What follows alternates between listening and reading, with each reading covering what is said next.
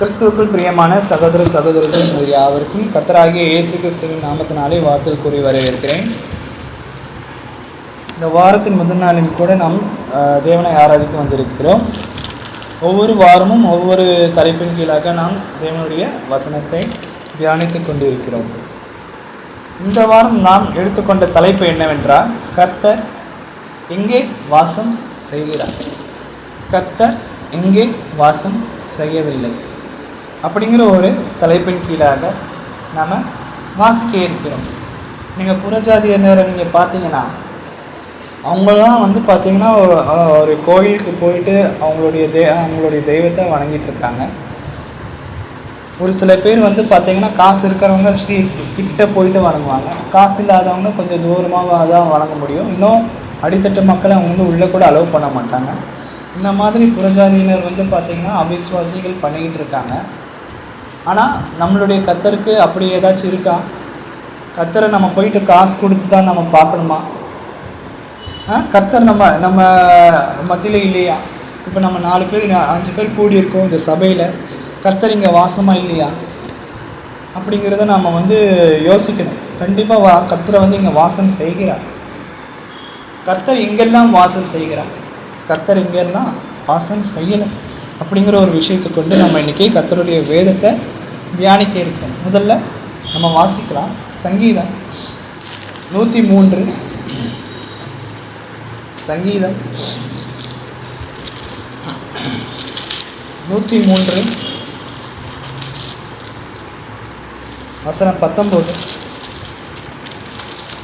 கர்த்தர் வானங்களில் தமது சிங்காசனத்தை ஸ்தாபித்திருக்கிறார், அவருடைய ராஜரீகம் சர்வத்தியமாகிறது. கர்த்தர் வானங்களில் தமது சிங்காசனத்தை ஸ்தாபித்திருக்கிறார். இங்கே வானங்கள் அப்படின்னு சொல்லும்பொழுது பரலோக ராஜ்யத்தை குறிப்பிடுகிறதா இருக்கிறது. ஸோ நமக்கு பார்த்திங்கன்னா தமிழில் இங்கே வானங்கள்னு குறிப்பிடுறாங்க. கர்த்தர் வானங்களில் தமது சிங்காசனத்தை ஸ்தாபித்திருக்கிறார், அவருடைய ராஜரீகம் சர்வத்தையும் ஆளுகிறதா இருக்கிறது. ஸோ அவருடைய இருப்பிடம் எங்கே இருக்குது அப்படின்னு பார்த்தீங்கன்னா பரலோக ராஜ்யத்தில். கர்த்தர் வானத்திலிருந்து பரலோக ராஜ்யத்திலிருந்து நம்மளை கண்ணோக்கி பார்க்கிறார். இந்த ஆத்மா எப்படி பூலோகத்தில் நடந்து கொள்ளுது, நம்மளை உண்டாக்கினவர் அவர் தான், நாம் அவருக்கு கீழ்ப்படுகிறோமா அப்படிங்கிற ஒரு விஷயத்தை அவருடைய இருக்கிற இடத்துல, அதாவது பரலோக ராஜ்யத்திலிருந்து அவர் நம்மை பார்த்து கொண்டு இருக்கிறார். இந்த வசனம் நமக்கு என்ன தெரிய வருது அப்படின்னா, கர்த்தர் எங்கே இருக்கிறார்? கர்த்தர் வானங்களில் தமது சிங்காசனத்தை வீற்றிருக்கிறார், ஸ்தாபித்திருக்கிறார். சிங்காசனம்னா என்ன? அவர் இருக்கிற இடம். ஒரு ராஜா இருக்காங்க அப்படின்னா அவருக்கு உண்டான சிங்காசனம் என்னன்னா அவர் உட்காந்துட்டு இருக்கிற இடத்தான் சொல்லுவாங்க. அதே போல் கர்த்தருடைய இருப்பிடம் எங்கே இருக்குது, அவர் எங்கே இருக்கிறார் அப்படின்னு பார்க்கும்பொழுது வானங்களில், அதாவது பரலோக ராஜ்யத்தில் அவர் இருந்து கொண்டு இருக்கிறார். இந்த வசனம் நமக்கு அது தெரிய வைக்கிறது. ஆனால் இதுவே எரேமியா 23ஆம் அதிகாரம் வசனம் 24 வாசிக்கும் பொழுது, அங்கே கர்த்தர் எங்கே இருக்கிறார் அப்படின்னு பார்க்கும்பொழுது வாசிக்கலாம். எரேமியா 23ஆம் அதிகாரம் வசனம் 24. எரேமியா 23ஆம் அதிகாரம் வசனம் 24. எனக்கு கடந்த ஒரு 2 நாளாக தொண்டை கொஞ்சம் பிரச்சனையாக இருக்குது, அதனால தான் சவுண்டு பெருசாக வர முடியல. எரேமியா 23ஆம் அதிகாரம் வசனம் 24. தன்னை நான் காணாதபடிக்கு மறைவிடங்களில் ஒளிந்து கொள்ளக்கூடுமோ என்று கர்த்தர் சொல்கிறார். நான் வானத்தையும் பூமியும் நிரப்புகிறதல்லவோ என்று கர்த்தர் சொல்கிறார். ஸோ இந்த வசனத்தில் நாம் பார்க்கும்பொழுது, இப்போது சங்கீதத்தில் நம்ம வாசித்தோம், கர்த்தருடைய சிங்காசனம் எங்கே இருக்குது, அதில் அவர் எங்கே ஸ்தாபித்திருக்கிறார், எங்கே வீட்டிருக்கிறார் அப்படிங்கிற ஒரு விஷயம் குறித்து நம்ம சங்கீதத்தில் நம்ம வாசித்தோம். ஆனால் இந்த வசனத்தில் என்ன சொல்கிறாருன்னு பாருங்கள். எவனாகிலும் தன்னை நான் காணாதபடிக்கு மறைவிடங்களில் ஒழித்து கொள்ளக்கூடுமோ. பாருங்கள், நம்ம கர்த்தருக்கு விரோதமாக பாவம் பண்ணுறோம் அப்படின்னா நம்ம மனசுக்கு தெரியுது, நான் கர்த்தருக்கு விரோதமாக பாவம் பண்ணுறேன் அப்படின்னு சொல்லிட்டு நம்ம என்ன பண்ணுறோம், ஓடி போய் ஒளிஞ்சிக்கிறோம்.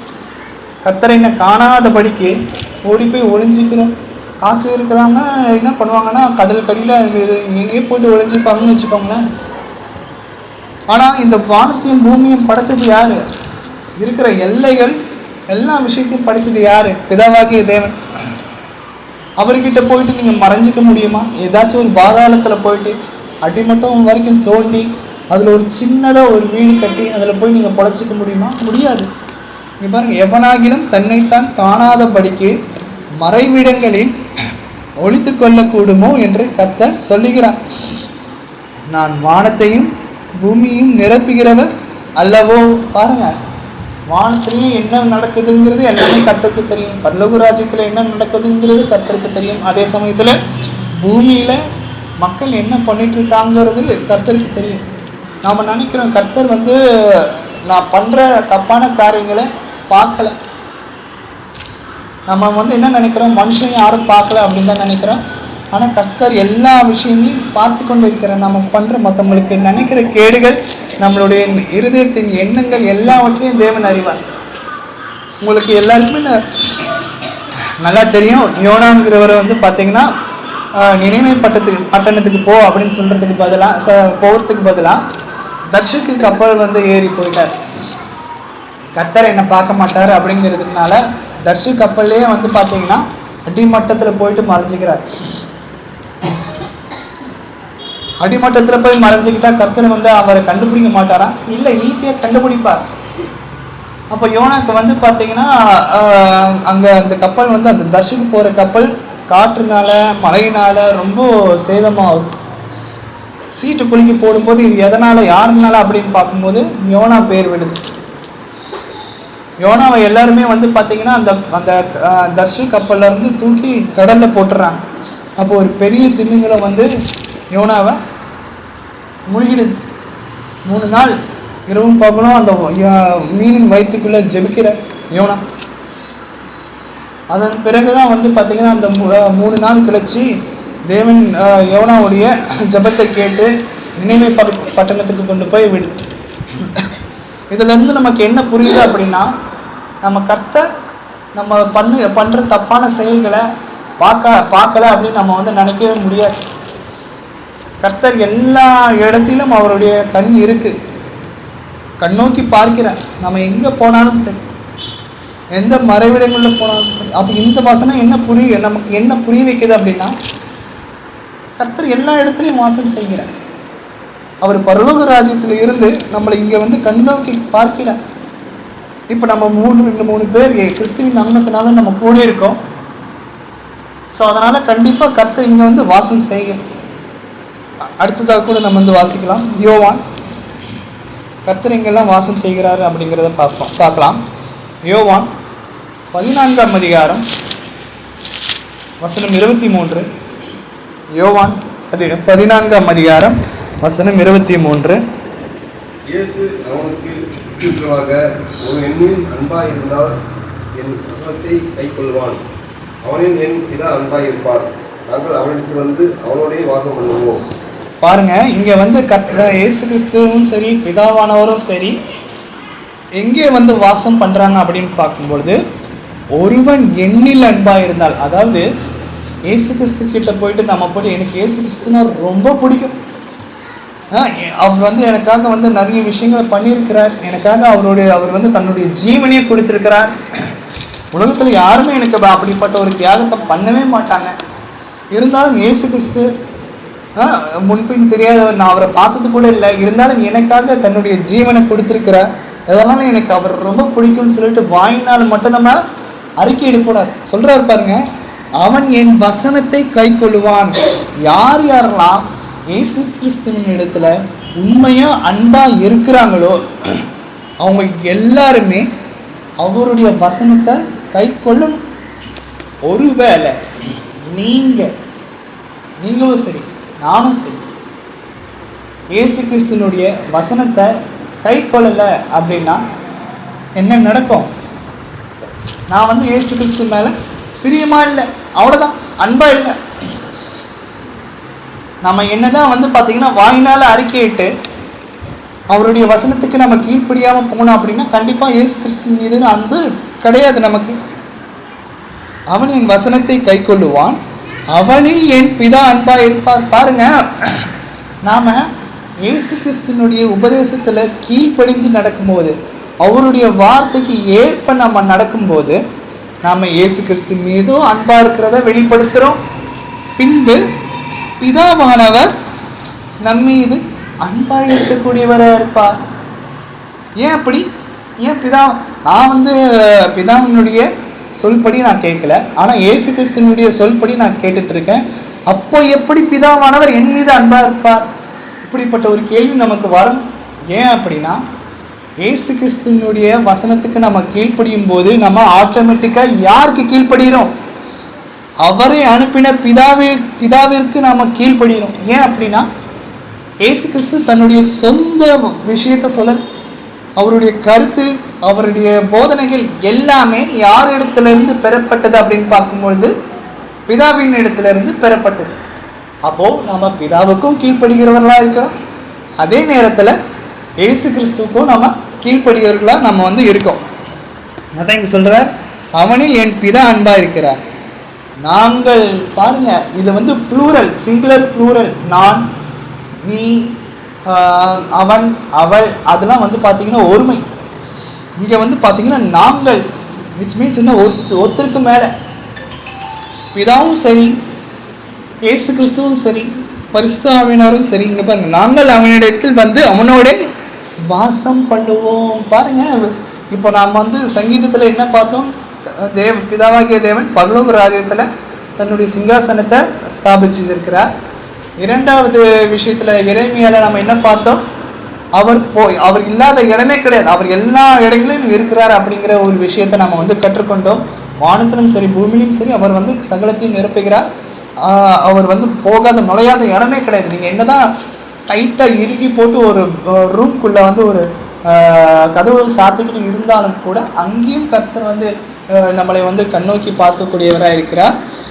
பின்பு இந்த வசனத்தில் என்ன சொல்ல வராங்க அப்படின்னு பார்க்கும்பொழுது, எந்த ஒரு மனுஷன் இயேசு கிறிஸ்துவனுடைய உபதேசத்துக்கு கீழ்ப்படிந்து நடக்கும்போது அவனுடைய இருதயத்தில், நல்லா யோசிச்சுக்கோங்க, அவனுடைய இருதயத்தில் கர்த்தர் வாசம் செய்கிறார். பிதாவாகிய தேவனும் சரி, இயேசு கிறிஸ்துவும் சரி, பரிசுத்த ஆவியானவரும் சரி வாசம் செய்கிறாங்க. அதான் சொல்ற பாருங்க, நாங்கள் அவனிடத்தில் அவனோட வாசம் பண்ணுவோம்.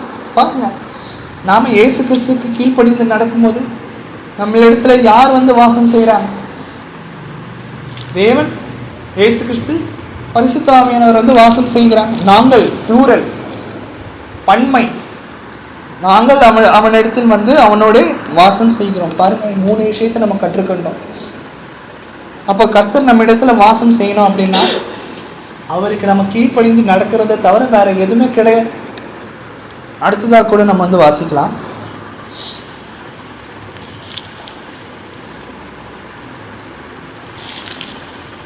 ஒன்று கொரிந்தியர் 3ஆம் அதிகாரம் வசனம் 16.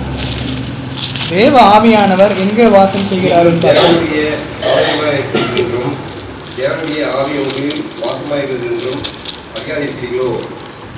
பாருங்க, இங்க 1 கொரிந்தியர் 3ஆம் அதிகாரம் வசனம் 16, தேவ ஆவியானவர் எங்கே வாசம் செய்கிறார் அப்படிங்கிற ஒரு விஷயத்தை நம்ம கற்றுக்கொள்ள முடியும்.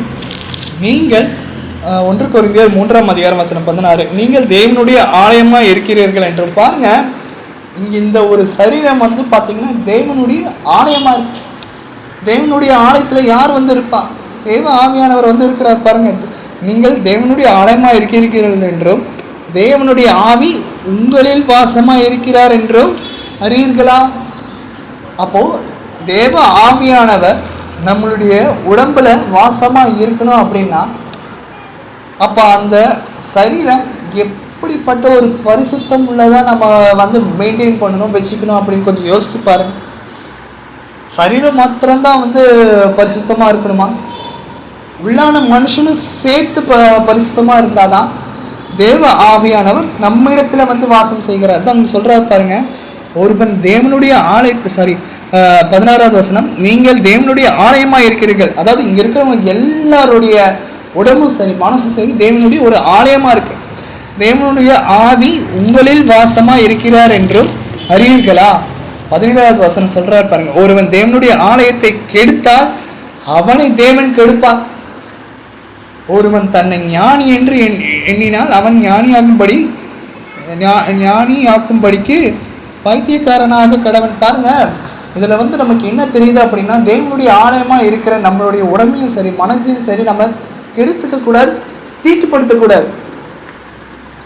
நிறைய பேர் இந்த உடம்ப நிறைய விஷயங்களை பண்ணி கெடுத்துக்கிறாங்க. தண்ணி அடிக்கிறது, சிகரெட் பிடிக்கிறது, கஞ்சா அடிக்கிறது, கெட்ட விஷயங்களை பார்க்கறது, அசுத்தமான ஒரு விஷயங்களை நாடி தேடுறது, இதை மாதிரி விஷயங்களை நம்ம பண்ணும்போது நம்மளுடைய ஆலயத்தை, தேவன் குடியிருக்கிற தேவ ஆவியானவர் குடியிருக்கிற இந்த ஆலயத்தை நாமளே கெடுத்து போடுகிறோம். அப்போ எப்படி வந்து தேவனுடைய ஆவி நம்மளிடத்துல வந்து தங்கும்? ஆவியின் வரங்களை நம்ம எப்படி பெற்றுக்கொள்ள முடியும்? கொஞ்சம் யோசிச்சு பாருங்க. நீங்கள் தேவனுடைய ஆலயமா இருக்கிறீர்கள். இங்கே நம்ம பிறக்கும் போது எல்லாருக்குமே ஒரு சுத்தமுள்ள ஒரு இருதயமாக தான் இருக்கும். வளர வளர வளர நமக்கு நல்லது எது கெட்டது எது தெரியும் போது நம்ம நல்லதை பிடிச்சுக்கிட்டா பிரச்சனை கிடையாது. கெட்டதை பிடிச்சுக்கிட்டோம் அப்படின்னா இந்த சரீரத்தினால நம்ம எவ்வளோ பாடுகளை நம்ம படுறோம். அது மாத்திரமல்ல, இந்த சரீரத்தின் மூலியமா நிறைய விஷயங்கள், மோசமான காரியங்களை நம்ம பண்ணிட்டு இருக்கோம். 17வது வசனம், ஒருவன் தேவனுடைய ஆலயத்தை கெடுத்தால் அவனை தேவன் கெடுப்பார். தேவனுடைய ஆலயம்னா என்ன? எதை சொல்றாங்க? நம்மளுடைய சரீரத்தை, நம்மளுடைய உள்ளான மனுஷன். நம்ம இங்க இருக்கிற யாவரும் என்ன தெரியுமா? தேவனுடைய ஆலயமா இருக்கும். அப்படிப்பட்ட ஆலயத்தை நாம வந்து கெடுத்துட்டோம் அப்படின்னா தேவன் நம்மை கெடுத்து போடுவார். பாருங்க, அவனை தேவன் கெடுப்பார். ஸோ நம்மளுடைய சரீரத்தையும் சரி உள்ளான மனுஷனையும் சரி முக்கியமாக கெடுத்து போடக்கூடாது. அடுத்ததாக கூட நம்ம வந்து வாசிங்க. இந்த வசனத்தின் மூலியமாக கர்த்தர் வந்து தேவ ஆவியானவர் எங்கே வாசம் செய்கிறார் அப்படிங்கிறத விஷயத்தை நம்ம கற்றுக்கொண்டோம். ஒவ்வொருத்தர் மத்தியில் அவர் வந்து இங்கே இருக்கிற ஒவ்வொரு நபர் இடத்துல அவர் வந்து இருக்கிறார். ஏன் அப்படின்னா நம்மளுடைய சரீரமே தேவ ஆலயமாக இருக்கிறது அப்படிங்கிற ஒரு விஷயத்தை கூட நம்ம வந்து கற்றுக்கொண்டோம். அடுத்ததாக எபேசியர் 2ஆம் அதிகாரம் வசனம் 22. எபேசியர் 2ஆம் அதிகாரம் வசனம் 22. அவர் மேல் நீங்களும் ஆவியினாலே தேவனுடைய வாசஸ்தலமாக கூட்டி கட்டப்பட்டு வருகிறீர்கள். ஸோ இங்கே வந்து பார்த்தீங்கன்னா, இங்கேயும் என்ன சொல்கிறாங்க அப்படின்னு பார்த்தீங்கன்னா, ஒவ்வொரு மனுஷனிடத்துல தேவ ஆவியானவர் வந்து வாசம் செய்கிறார்.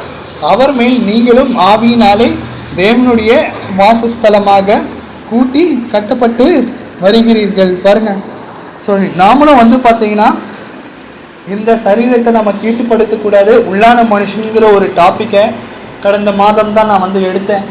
அந்த உள்ளான மனுஷனில் போயிட்டு அந்த நீங்கள் நோட் பண்ணியிருந்தீங்கன்னா உங்களுக்கு நல்லா தெரியும். மனம் இருதயம் ஆத்துமா. இந்த மனம் இருதயம் ஆத்துமாவை நம்ம எப்போவுமே செம்மையாக கத்திரிக்கேற்றபடி நம்ம வந்து வச்சுக்கணும். அப்படி இருக்கும்போது தான் பிதாவாகிய தேவன் தன்னுடைய ஆவியை நமக்கு கொடுப்பார். தேவ ஆவியானவர் நம்ம இடத்துல வாசம் செய்வார்.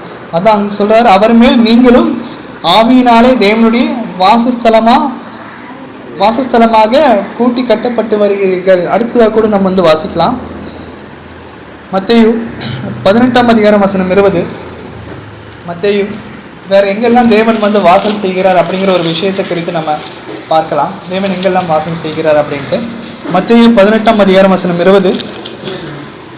ஏனெனில் 2 பேராவது 3 பேராவது நாமத்தினாலே எங்கே கூடியிருக்கிறார்களோ அங்கே அவர்கள் நடுவிலே இருக்கிறேன் என்றார். இங்கே இயேசு கிறிஸ்துவானவர் வந்து மக்களுக்கு போதிக்கிறார். பாருங்க, இயேசு கிறிஸ்து எங்கெல்லாம் வந்து வாசம் செய்கிறார் அப்படின்னு சொல்லிட்டு. ஏனெனில் 2 பேராவது, அதாவது ஒரு நபர் மட்டும் சொல்லலை. அவர் நீ ஒரு சபை இருக்கணும் அப்படின்னா அவர் வந்து பார்த்தீங்கன்னா ஒரு நபர் இருக்கணும் அப்படிங்கிறது சொல்லலை. அது மாத்திரம் இல்லாமல் 1000 பேருக்கு தான் இருந்தால் தான் அது வந்து சபை அப்படிங்கிறது கிடையாது. ஒரு சில சபையில் வந்து பார்த்தீங்கன்னா எங்கள் சபைக்கு நிறைய ஆத்துமாக்கள் வராங்க, எங்கள் சபை தான் பெருசு அப்படிங்கிறது அவங்க மனசுக்குள்ளேயே ஒரு மேன்மை பாராட்டிப்பாங்க. அப்படி கிடையாது. இவ்வளோ பேர் வர்றதுனால கண்டிப்பாக கர்த்தருடைய கிருபை, அவருடைய ப்ரெசன்ஸ் எங்களுடைய சபையில் இருக்கும் அப்படிங்கிற ஒரு எண்ணம் கிடையாது. எந்த சபையாக இருந்தாலும் நீ கிளியராக சொல்லிட்டார், 2 பேராவது 3 பேராவது அவருடைய நாமத்தினால். யாருடைய நாமம்? இயேசு கிறிஸ்துவினுடைய நாமம். மற்ற சபைக்கெல்லாம் என்ன பேர் வச்சிருக்காங்க? ஏஜி சபை, க்ளோரி சபை, இன்னும் நிறைய சபை, பெட்ரிஷியன் சபை, ஸ்தேவான் சபை, பேதுரு சபை, கண்மலை சபை, இங்கெல்லாம் வந்து வேற ஒருத்தருடைய நாமத்தை வந்து இங்கே வந்து சபை பறைசாற்றுகிறார்கள். நாம் அப்படியா? இல்லை, கிறிஸ்துவின் நாமத்தை கொண்டு நம்ம வந்து இங்கே சேர்ந்திருக்கிறோம், கிறிஸ்துவின் சபை அப்படிங்கிறது சொல்லிட்டு அதை சொல்றாரு. ஏனெனில் 2 பேராவது 3 பேராவது என் நாமத்தினால எங்கே கூடியிருக்கிறார்களோ. சரி, பேர் மட்டும் கிறிஸ்துவின் சபை இருந்தால் போதுமா? சொல்லுங்க.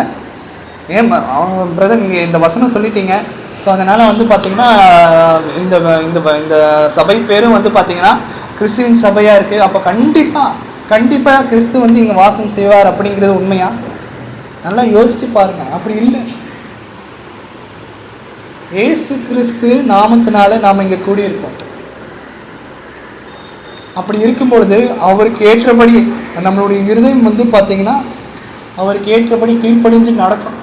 அப்படி இருந்தால் மாத்திரம்தான் நாம் வந்து தேவனுடைய இயேசு கிறிஸ்துனுடைய இந்த அவருடைய பிரசன்ஸை நம்ம இங்கே பார்க்க முடியும். ஏனெனில் 2 பேராவது 3 பேராவது என் நாமத்தினாலே எங்கே கூடியிருக்கிறார்கள். அதாவது சபையில் மாத்திரம்தான் இல்லை, ஒருவேளை நீங்கள் வந்து பார்த்தீங்கன்னா உங்களுடைய வீட்டில் நீங்கள் குடும்ப ஜபம் பண்ணும்போது, ஒரு கணவனும் ஒரு மனைவியும் சேர்ந்து ஜபம் பண்ணும்போது, இல்லைன்னா ஒரு குடும்பத்தார் எல்லாம் பிள்ளைகள் எல்லாம் சேர்ந்து ஜபம் பண்ணும்போது, அங்கே யாருடைய நாமத்தினால நீங்கள் கூடும்போது, இயேசு கிறிஸ்துவனுடைய நாமத்தினால நீங்கள் கூடும்போது கண்டிப்பாக அங்கேயும் இயேசு கிறிஸ்துவானவர் வாசம் செய்யக்கூடியவராக இருக்கிறார். சபையில் மாத்திரம்தான் பிதாவாகிய தேவன் வந்து வாசம் செய்வார், இயேசு கிறிஸ்து வாசம் செய்வார் அப்படிங்கிறது இல்லை. சபையிலும் வாசம் செய்கிறாங்க. ஏன்னா அவருடைய நாமத்தினால, இயேசு கிறிஸ்துவனுடைய நாமத்தினால தான் நம்ம இங்கே கூடியிருக்கிறோம். அதே சமயத்தில் நீங்கள் வேறு எங்கே போய் ஜபம் பண்ணினாலும் கூட, எங்கே போய் நீங்கள் வந்து அவரை சேவிக்கும் பொழுது கூட கண்டிப்பாக அங்கேயும் வந்து தேவன் வந்து வாசம் செய்யக்கூடியவராக இருக்கிறார். அடுத்ததாக கூட நம்ம வந்து வாசிக்கலாம். ஏசாயா 57:15. இன்றைய தலைப்பு என்னவென்றால், கர்த்தர் எங்கெல்லாம் வாசம் செய்கிறார், எங்கெல்லாம் வாசம் செய்யவில்லை அப்படிங்கிற ஒரு தலைப்பின் கீழாக நம்ம வந்து வாசிச்சுக்கிட்டு இருக்கோம். ஏசாயா 57:15.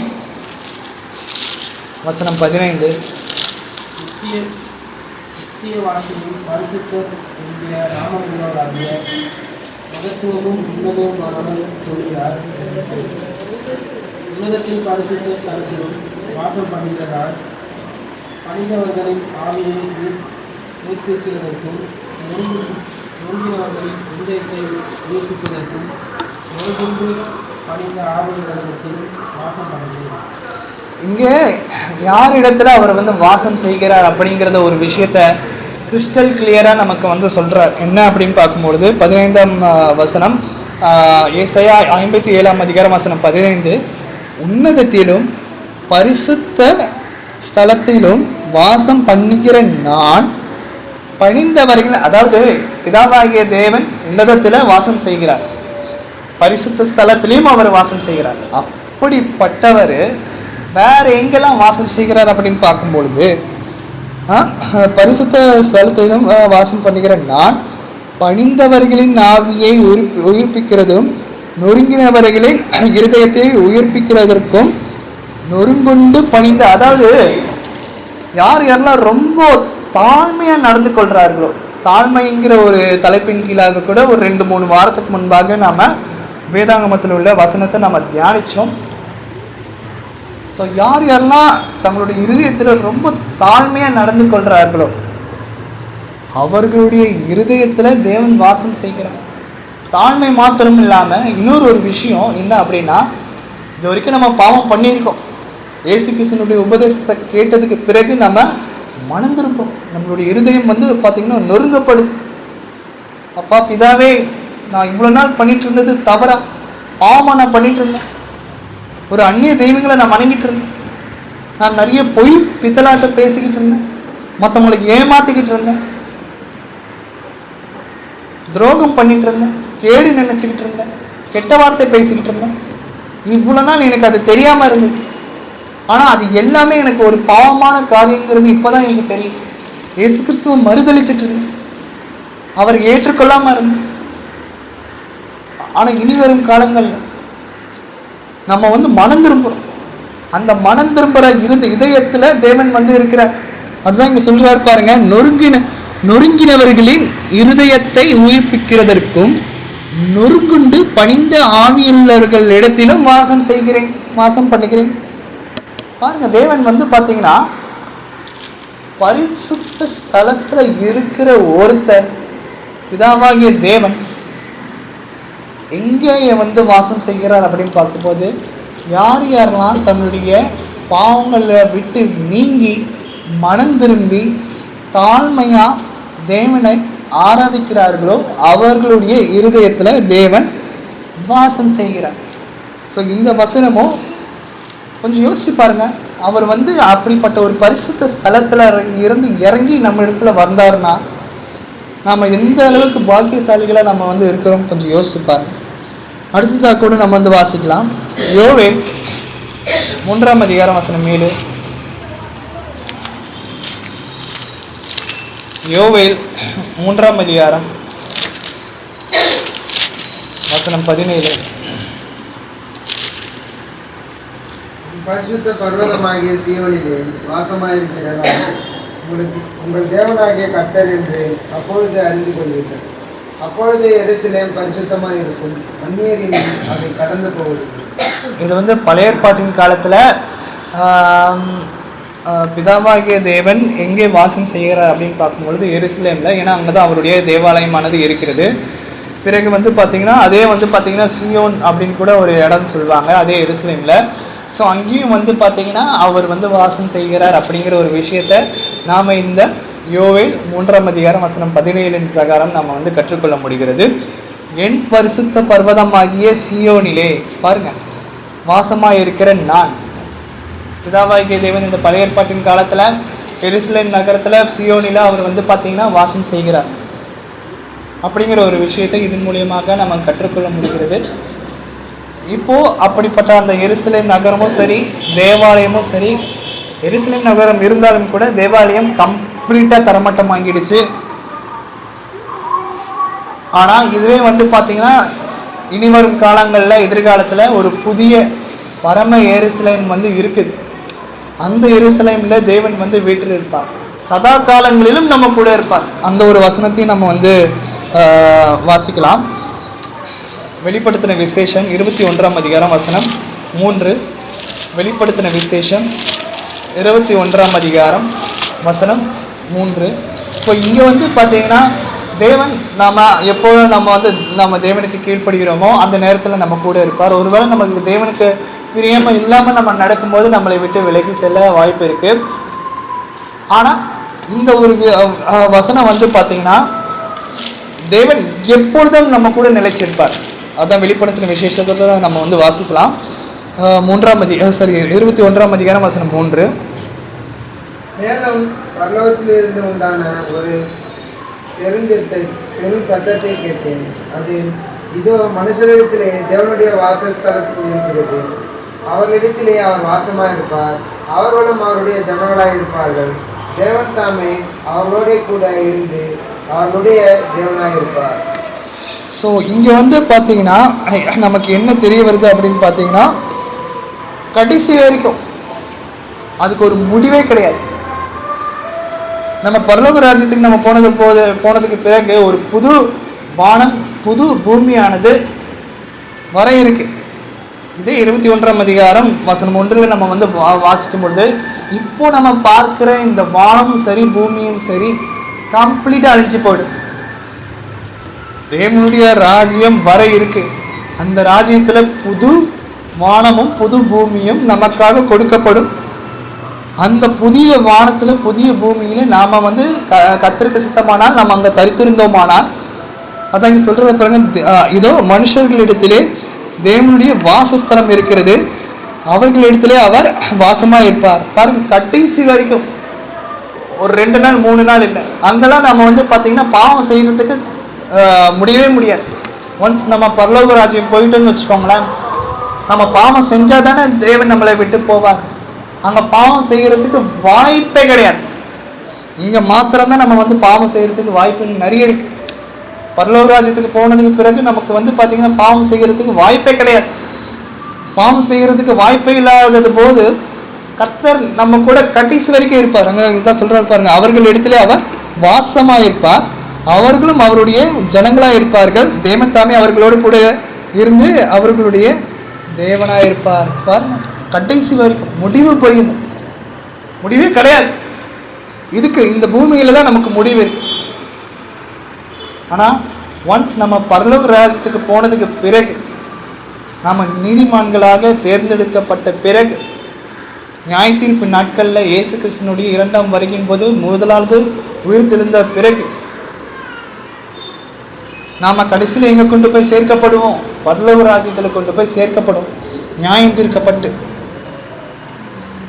ஒன்ஸ் பரலோக ராஜ்யத்துக்கு நீங்கள் போயிட்டீங்க அப்படின்னா, நம்ம போயிட்டோம் அப்படின்னா, நமக்கு தேவன் கடைசி வரைக்கும் நம்ம கூடவே வாசம் செய்யும். அங்கே எந்த ஒரு பாவமும் இருக்காது. அடுத்ததாக கூட நம்ம வாசிக்கலாம், இவ்வளோ நேரம் கர்த்தர் எங்கெங்கெல்லாம் வாசம் செய்கிறார் அப்படிங்கிற ஒரு விஷயத்தை குறித்து நம்ம கற்றுக்கொண்டோம். ஆனால் அவர் எங்கே வாசம் செய்யலை, யார் இடத்துல வாசம் செய்ய மாட்டார் அப்படிங்கிற ஒரு விஷயத்தை குறித்து நம்ம கற்றுக்கொள்ளலாம். அப்போஸ்தலர் நடபடிகள் 17ஆம் அதிகாரம் வசனம் 24. அப்போஸ்தலர் நடபடிகள் 17ஆம் அதிகாரம் வசனம் 24. உலகத்தையும் அதிலுள்ள யாவற்றையும் உண்டாக்கின தேவனானவர் வானத்திற்கும் பூமிக்கும் ஆண்டவராக இருக்கிறபடியால் கைகளினால் கட்டப்பட்ட கோயிலில் அவர் வாசம் பண்ணுவதில்லை. பாருங்க, கர்த்தர் எங்க வாசம் பண்ணல? கைகளினால் கட்டப்பட்ட கோவில்களில் வாசம் செய்வதில்லை அப்படின்ட்டு சொல்றாரு பாருங்க. இது ஏன் அப்படி சொல்றாரு தெரியுமா? பழைய ஏற்பாட்டின் காலத்துல எருசலேம்ல தாவீது முதன் முறையா பிதாவாகிய தேவனுக்கு ஒரு தேவாலயத்தை கட்ட நினைச்சார், ஆசையும் பட்டார். ஆனால் தாவீது அவரால் கட்ட முடியலை. தேவன் கிளியராக சொல்லிட்டார், உன்னுடைய கைகள் பார்த்தீங்கன்னா ரத்தம் படிஞ்ச கைகள். நீ பார்த்தீங்கன்னா நிறைய பேரை வெட்டி சாய்ச்சிருக்க, நிறைய போரில் வின் பண்ணியிருக்க, வெட்டி சாய்ச்சிருக்க. அதனால் நீ எனக்கு தேவாலயத்தை கட்ட உனக்கு அனுமதி கிடையாது அப்படின்ட்டு தாவீதுக்கு சொல்ல. ஆனால் தாவீதுக்கு ரொம்ப ஆர்வமாக இருந்தார். தாவீதுக்கு எப்பவுமே என்ன ஒரு மன பக்குவம் அப்படின்னா, ஏதாச்சும் ஒரு விதத்தில் நம்ம தேவனை ஆராதிச்சுக்கிட்டே இருக்கணும், அவரை துதிச்சுக்கிட்டே இருக்கணும், அவரை புகழ்ந்து பேசிக்கிட்டே இருக்கணும், ஏதாச்சும் அவரை நம்ம மகிமைப்படுத்தி கொண்டே இருக்கணும் அப்படிங்கிற ஒரு எண்ணம் தாவீதுக்கு எப்பவுமே இருந்து கொண்டே இருக்கு. ஆனால் நாம கொஞ்சம் யோசிப்போம், அப்படியா எல்லா நேரமும் நம்ம தேவனை நினைக்கிறோமா? இல்லையே. ஆனால் அந்த தேவாலயத்தை யார் கட்டுறாங்க அப்படின்னு பார்க்கும்பொழுது தாவீதுடைய மகன் சாலமோன் பார்த்தீங்கன்னா ஃபர்ஸ்ட் டைம் தேவனுக்கு ஒரு ஆலயத்தை கட்டுறாரு எருசலேம்ல. ஆனால் அதில் நிறைய தடவை பார்த்தீங்கன்னா நிறைய பேர் அதில் எருசலேமில் இருக்கிற விஷயத்தை பிடுங்கி நிறைய பேர் பறித்து கொண்டு போய் அவங்க கொளுத்தி போட்டுடுறாங்க. ஃபஸ்ட்டு டைம் பார்த்தீங்கன்னா நேபுகாத்நேசர் எல்லாத்தையும் இடித்து தரமட்டமாக்கி கொளுத்தி போட்டுறாரு. திரும்பவும் மக்கள் அதை எழுப்புறாங்க. திரும்பவும் அது பார்த்தீங்கன்னா இடிக்கப்படுது. கம்ப்ளீட்டாக தரமட்டமாகிடுச்சு ஒரு காலகட்டத்தில். ஏன் அப்படின்னா மக்கள் கெடுதல் பண்ணுறாங்க, தேவனுடைய ஆலயத்தை தீட்டுப்படுத்துகிறாங்க, ஒரு கல்லர் கொகையாக மாற்றி வச்சிட்டாங்க. கர்த்தர் பார்த்தார், என்னுடைய ஆலயத்தை பரிசுத்தமாக இருக்கிற என்னுடைய ஆலயத்தை நீங்கள் தீட்டுப்படுத்துறீங்க. இனி வரும் காலங்களில் மனுஷனுடைய கைகளினால் கட்டப்பட்ட எந்த கோவில்களிலும் வாசம் பண்ணுவதில்லைன்னு கிறிஸ்டல் கிளியராக சொல்லிட்டார். ஆனால் இந்த புறஜாதியினர் அவிசுவாசிகள்லாம் போகிறாங்க, ஏதோ அந்த சிலையில் வணங்க போகிறாங்க. அதனால ஒன்றுமே கிடையாது. இன்னும் நிறைய பேர் பார்த்தீங்கன்னா சிலை கிறிஸ்துக்குள்ளே இருந்துக்கிட்டே சிலை வழிபாடு இருக்கும். மாதாவை வணங்குறது, ஒரு சிலையை போட்டு வணங்குறது, ஏசு கிறிஸ்துன்ட்டு சொல்லிட்டு அவர் ஃபோட்டோ போட்டுட்டு அவரை வணங்குறது. ஒரு ஃபோட்டோவில் ஒரு நம்பர் இருப்பார், இன்னொரு ஃபோட்டோவில் பார்த்தீங்கன்னா வேறு நம்பராக இருப்பார். இன்னும் சோஷியல் மீடியாலலாம் பார்த்தீங்கன்னா வேறு நம்பராக இருப்பாங்க ஏசு கிறிஸ்துவுக்கு. ஆனால் ஏதோ ஒரு வெள்ளை அங்கி தரித்து அப்புறம் தாடியெலாம் வச்சு முடியெல்லாம் நிறைய வச்சா அவர் ஏசு கிறிஸ்துவ. நிறைய பேர் இப்படி தான் பண்ணிக்கிட்டு இருக்காங்க. அவர் பார்த்தீங்கன்னா வானத்திலும் பூமியிலும் உங்களுக்கு எந்த ஒரு சொரூபமும் இருக்கக்கூடாது, எந்த ஒரு சொரூபத்துக்கும் நீங்கள் வழிபடக்கூடாது அப்படின்னு கிளியராக சொல்லும்போது, ரொம்ப தெய்வ பக்தியாக இருக்கிற மக்களே நிறைய பேர் இப்படிப்பட்ட ஒரு தவறான செயல்களை செய்கிறாங்க. ஏன் அப்படி தவறான செயல்களை செய்கிறாங்க அப்படின்னா, அவர்களிடத்துல உண்மையான சத்தியம் கிடையாது. மக்களை வந்து ஏமாத்துற இடத்துக்கு அவங்க வந்து போயிட்டு இருக்காங்க. கர்த்தருடைய சத்தியம் இதுதான் போதிக்குது அப்படின்னா அதுக்கேற்றபடி தான் நம்ம நடக்கணும். எந்த ஒரு சொரூபமும் நம்ம வீட்டில் விற்கிறவங்களும் நம்ம வந்து வைத்து ப்ரேயர் பண்ணக்கூடாது. நிறைய பேர் அப்படி தான் இருக்கா. ஒரு புது வருஷம் ஆரம்பிச்சிச்சுன்னா போதும், ஒரு கேலண்டர் வாங்குறது. அந்த கேலண்டரை வந்து பார்த்திங்கன்னா தேடி போய் ஜீசஸ் இருக்காரா அப்படின்னு கேட்டு வாங்குறது. அதில் தான் ஜீசஸ் இருக்காரா? நாம் இப்போ நிறைய விஷயங்களை வாசித்தோம். கர்த்தர் எங்கே இருக்கிற நாமத்தினால எங்கே 2-3 பேர் குடியிருக்கிறார்களோ அங்கே வாசம் செய்கிறேன்னு சொல்கிறேன். என்னுடைய கட்டளையை கேட்குறவங்க இடத்துல பிதாவாகிய தேவன் அன்பாக இருக்கிற நாங்கள் அவரிடத்து அந்த நபர் இடத்துல வாசம் செய்கிறோம் அப்படின்ட்டு நம்ம வாசித்தோம். அந்த கேலண்டரில் இயேசு கிறிஸ்து ஃபோட்டோ போட்டு அங்கே வாசம் செய்கிறாரா? நிறைய பேர் அதுக்கெல்லாம் தீபம் ஏற்றி பழைய ஏற்பாட்டின் காலத்தில் மாதிரி வணங்கிட்டு இருப்பாங்க. இன்னும் நம்ம வீட்லேயே வந்து பார்த்திங்கன்னா இவ்வளோ பேசிக்கிட்டு இருக்கோம், ஒரு சில பேர் வீட்டிலே இருக்கும். ஸோ அதுதான் மனுஷனால் கைகளால் கட்டப்பட்ட கோவில்களில் அவர் வாசம் பண்ணுகிறதில்லை. அடுத்ததாக வாசிக்கலாம் ஏசாயா 59 அதிகாரம் வசனம் 2. ஏசாயா 59 அதிகாரம் வசனம் 2. உங்கள் அக்கிரமங்களே உங்களுக்கும் உங்கள் தேவனுக்கும் நடுவாக பிரிவினை உண்டாக்குகிறது. உங்கள் பாவங்களே அவர் உங்களுக்கு செவிகொடாதபடிக்கு அவருடைய முகத்தை உங்களுக்கு மறைக்கிறது. அதாவது ஞானஸ்நானம் எடுத்திருப்போம், தேவனுடைய வசனத்தை நல்லா கேட்டிருப்போம். ஒரு காலகட்டம் வரைக்கும் வந்து பார்த்திங்கன்னா தேவனுக்கு ரொம்ப பயபக்தி உள்ளவர்களாக நம்ம இருந்திருப்போம். காலப்போக்கில் சாத்தான் என்ன பண்ணுவான் அப்படின்னு பார்த்தீங்கன்னா உங்கள் மனசில் தீயதை விதை, தேவனை விட்டு பின்வாங்கி போகிற அந்த கேடுள்ள இருதயத்தை உங்களுக்கு உண்டாக்கும், சோதிப்பான். நாம் வந்து சோர்ந்து போகிறவர்களாக மாறி தேவனை விட்டு பின்வாங்கிறது என்ன? அவருடைய கட்டளைக்கு கீழ்ப்படியாமல் அவர் கட்டளையிடாத விஷயங்களை நிறைய விஷயங்களை பண்ணுறது தான் வந்து பார்த்திங்கன்னா அவரை விட்டு பின்வாங்கிறதுன்னு அர்த்தம். அவருடைய இயேசு கிறிஸ்துனுடைய அன்பை நல்லா ருசித்து பார்த்து அவரிடத்துல நம்ம தேடும் பொழுது, அவரிடத்துல நம்ம ஜெபிக்கும் பொழுது, தேவனிடத்துல ஜெபிக்கும் பொழுது நாம் நிறைய காரியங்களை பெற்றுக்கொண்டதுக்கு பிறகு நம்ம தேவனை விட்டு பின்வாங்குறோம் பாருங்க, அது தேவனுக்கு ரொம்ப ரொம்ப பிரியமில்லாத ஒரு விஷயமா இருக்கும். அதான் இங்கே சொல்கிறார், உங்கள் அக்கிரமங்களே உங்களுக்கும் உங்கள் தேவனுக்கும் நடுவாக பிரிவினை இருக்கிறது.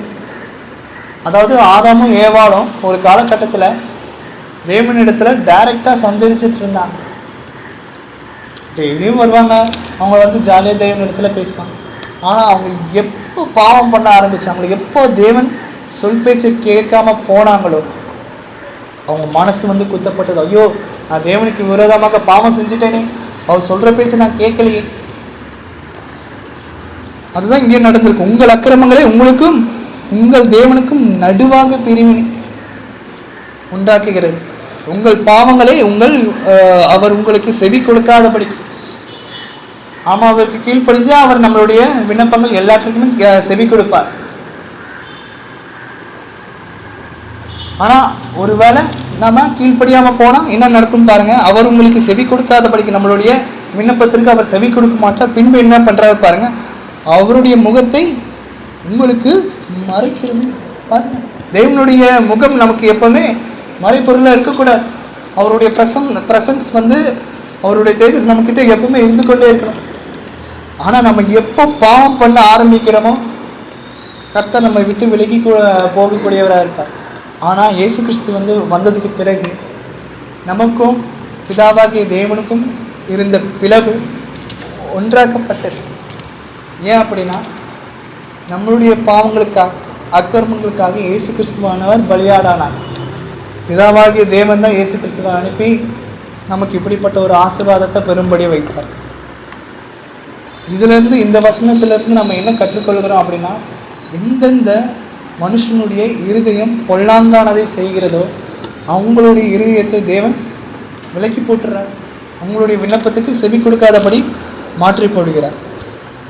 அடுத்ததாக கூட நம்ம வந்து வாசிக்கலாம். நீதிமொழிகள் 15ஆம் அதிகாரம் வசனம் 29. யார் இடத்துல தேவன் வந்து வாசமாக இல்லை, எந்த இடத்துல வாசமாக இல்லை அப்படிங்கிற ஒரு விஷயத்தை குறித்து இப்போ தியானிச்சுட்டு இருக்கோம். நீதிமொழிகள் 15ஆம் அதிகாரம் வசனம் 29. துன்மார்க்கருக்கு கர்த்தர் தூரமாயிருக்கிறார், நீதிமானின் ஜெபத்தையோ கேட்கிறார். ஸோ இங்கே வந்து யாருக்கு தூரமாக இருக்கிறார் அப்படின்னு பார்க்கும்பொழுது துன்மார்க்கருக்கு. அதாவது மனுஷனை நம்ம வந்து நல்லதாக இருப்போம், ஆனால் ஒரு சில நேரத்தில் மற்றவங்களோட முன்னேற்றத்தை பார்த்து நம்ம வந்து பொறாமப்படுறது மாத்திரம் இல்லாமல் அவங்கள எப்படியாச்சும் கீழே தள்ளுறது, அதுக்கு உண்டான வேலைகளில் ஈடுபடுறது, மற்றவங்களை ஏமாத்துறது, மற்றவங்கள இடத்துல பொய் சொல்கிறது, கணவன் மனைவிக்கு உண்மையாக இல்லாமல் இருக்கிறது, மனைவி கணவனுக்கு உண்மையாக இல்லாமல் இருக்கிறது, பிள்ளைகள் பெற்றோர்களுக்கு கீழ்ப்படியாமல் இருக்கிறது, பெற்றோர்கள் பிள்ளைகளை கிறிஸ்துவுக்கு ஏற்ற சிச்சையில் நடத்தாமல் இருக்கிறது, தப்பான வழிகளில் பிள்ளைகளை நடத்துறது, பொய் பேசுறது, பித்தலாட்டம் பண்ணுறது, விக்கிரகாராதனை பண்ணுறது, அதன் பிறகு வேசித்தனம் பண்ணுறது, விபச்சாரம் பண்ணுறது, திருடுறது, இந்த மாதிரியான விஷயங்களை நம்ம பண்ணும்போது தெரிஞ்சே தேவனுடைய வசனம் தப்பு பண்ணால் தண்டனை இருக்குன்னு தெரிஞ்சே துணிச்சலாக பாவம் செய்கிறது. இப்படிப்பட்டவர்கள் வந்து பார்த்தீங்கன்னா துன்மார்க்கராக இருக்கிறார்கள். நாம் யோசிக்கணும், நான் துன்மார்க்கனா, கர்த்தர் என்னிடத்துல வாசம் செய்கிறாரா அப்படிங்கிறது நம்ம வந்து யோசிக்கணும். இங்கே வந்து கிளியராக சொல்கிறாரு பாருங்க. நீதிமொழிகள் 15ஆம் அதிகாரம் வசனம் 29. துன்மார்க்கருக்கு கர்த்தர் தூரமாக இருக்கிறார். துன்மார்க்கர் பக்கத்திலே போக மாட்டார். ஏன்? அவனை வந்து ஒரு தீட்டுள்ளவன், ஒரு அசுத்தமானவன், எனக்கு பிரியமில்லாத காரியத்தை பண்ணிக்கிட்டு இருக்கான், அதனால கர்த்தர் துன்மார்க்கருக்கு விலகி இருக்கிறார். ஆனால் யார்கிட்ட இருக்கிறார் பாருங்க, நீதிமான்களின் ஜபத்தையோ கேட்கக்கூடியவராக இருக்கிறார். நம்மளுடைய ஜபம் கேட்கப்படணும், அதற்கு உண்டான பலனை அனுபவிக்கணும் அப்படின்னு நாம ஃபர்ஸ்ட் நீதிமானாக மாறணும். அடுத்ததாக கூட நம்ம வந்து வாசிக்கலாம். யாக்கோபு 4ஆம் அதிகாரம் வசனம் 6. யாக்கோபு 4ஆம் அதிகாரம் வசனம் 6. அவர் அதிகமான தீமையை அளிக்கிறார்கள், ஆதலால் தேவன் பெருமையுள்ளவர்களுக்கு எதிர்த்து நிற்கிறார், தாழ்மையுள்ளவர்களுக்கோ தீமை அளிக்கிறார் என்று சொல்லியிருக்கிறது. ஸோ இந்த இடத்துல தேவன் எங்கே வாசம் செய்யவில்லை அப்படின்னு பார்க்கும்பொழுது யாரெல்லாம் ரொம்ப பெருமை பீத்திக்கிறாங்க, யாரெல்லாம் ரொம்ப தன்னைத்தானே ஒரு மீட்டிமையாக நினச்சிக்கிறாங்க, மற்றவங்க தான் வந்து பார்த்தீங்கன்னா சரி நான் தான் உயர்ந்தவன், மற்றவங்களுக்கு எதுவுமே தெரியாது, மற்றவங்க ஒரு முட்டாள் அப்படின்னு நினைக்கிறவங்கலாம் இருக்காங்கல்ல, அவங்களிடத்துல தேவன் வந்து வாசமாக இல்லை. அதாங்க சொல்கிறாரு, தேவன் பெருமையுள்ளவர்களுக்கு எதிர்த்து நிற்கிறார். அவன் இடத்துல ஒன்றுமே கிடையாது, அவன் ஒரு கீழ்த்தரமான ஒரு ஆள், ஒரு கேவலமான ஒரு ஆள். அவன் இடத்துல நான் வந்து எதுக்கு பேசணும்? நான் என்னை விட காசு நிறைய வச்சுருக்கவங்க கிட்ட நான் போயிட்டு சந்தோஷமாக இருப்பேன். பொண்ணு பார்க்கும்போதும் மாப்பிள்ளை பார்க்கும்போதும் அப்படி தான் பண்ணுறான். யார் இடத்துல காசு அதிகமாக இருக்கோ அவங்கள இடத்துல தன்னுடைய பொண்ணை கொடுக்கறது, தன்னுடைய மகனை கொடுக்கறது, வெளி தோற்றத்தை பார்க்குறாங்க, காசை பார்க்குறாங்க, வசதியை பார்க்குறாங்க. இருதயத்தை யாராச்சும் பார்க்குறாங்களா? தேவன் தான் பார்க்கிறார். சாமுவேல் சொல்கிறார், சாமுவேல் இடத்துல மனுஷன்தான் வெளி தோற்றத்தை பார்ப்பான், நான் வந்து அப்படி கிடையாது, நான் வந்து இருதயத்தை மாத்திரம் தான் பார்க்குறேன். அதுதான் அந்த பொண்ணு பார்க்கும்போது கூட வந்து பார்த்தீங்கன்னா தன்னை விட தகுதிக்கு கீழே இருக்கிறவங்கள போயிட்டு பார்க்க மாட்டான், மேலே யார் உயர்ந்தவங்க இருக்காங்களோ அவங்க தான் பார்க்குறான். மற்றவங்கள வந்து கேவலமாக நினைக்கிறது அப்படிலாம் இருக்கக்கூடாது. பெருமை உள்ளவர்களுக்கு தேவன் என்ன பண்ணுறார்? எதிர்த்து நிற்கிறார். நேபுகாத்நேசருக்கு இடத்துல தேவன் வந்து இந்த உலகத்தையே கொடுத்தார். இந்த உலகத்தில் ஃபுல்லாக அவனுடைய ராஜ்யம் தான் இருந்தது. ஒரு காலகட்டத்தில் நேபுகாத்நேசருடைய இருதயம் வந்து மேட்டுமை ஆயிடுச்சு. 7 வருஷம் என்ன ஆச்சு? ஆடு மாதிரி அவன் புல்ல மேய்ச்சான். அதன் பிறகு அவனுடைய மனசு வந்து நான் ஒன்றுமே கிடையாதுங்க, நான் ஒரு ஒரு ராஜ்யத்தை தள்ளி ஒரு ராஜ்யத்தை ஏற்படுத்துகிறவர் தேவன். ஒரு ராஜாக்களத்தில் இன்னொரு ராஜாக்களை ஏற்படுத்துகிறவர் தேவன். ஸோ அப்படி இருக்கும் பொழுது நான் ஒரு நான் ஒரு குப்பை அப்படின்ட்டு நேபுகாத்நேசரை உணர்றேன். ஒரு காலகட்டத்தில் அவன் தன்னுடைய இருதயத்தில் தேவனை காட்டினும் நான் உயர்ந்தவன் அப்படிங்கிற ஒரு மேட்டிமா அவனுக்கு இருந்துச்சு. அதனால தேவன் அவனை அந்த நினைச்ச மாத்திரத்திலே அவனை பார்த்தீங்கன்னா மிருக ஜீவன்களோட சேர வச்சிட்டார். 7 வருஷம் புள்ள மேய்ஞ்சான். நாமளும் நம்மளுடைய இருதயத்தில் பெருமை பாராட்டணும் அப்படின்னா கர்த்தர் நம்ம கூட வாசம் செய்ய மாட்டார், நமக்கு எதிர்த்து தான் நிற்பார். இந்த வசனத்தில் நம்ம தெரிஞ்சுக்கொள்ள வேண்டியது என்னென்னா, தேவன் பெருமை உள்ளவர்களுக்கு எதிர்த்து நிற்கிறார். அப்போது பெருமை உள்ளவர்கள் இடத்துல தேவன் வாசம் செய்கிறதே கிடையாது. அடுத்ததாக கூட நம்ம வாசிக்கும் பொழுது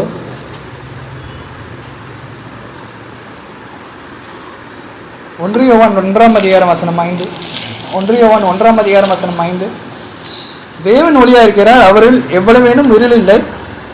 இது நாங்கள் அவரிடத்தில் கேட்டு உங்களுக்கு அறிவிக்கிற விசேஷமாக இருக்கிறது. பாருங்க, தேவன் ஒளியாக இருக்கிறார், அவரிடத்துல எந்த ஒரு இருளும் இல்லை.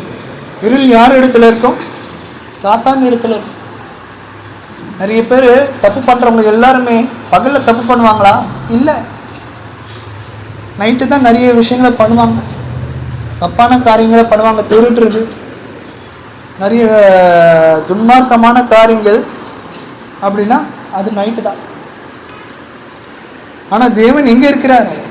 தேவன் எப்படி இருக்கிறார்? ஒளியாக இருக்கிறார். அவர் இடத்துல இருள் இருக்கா? இருள் இல்லை. அப்போ தேவன் இருளில் அவர் வாசம் செய்கிறது கிடையாது.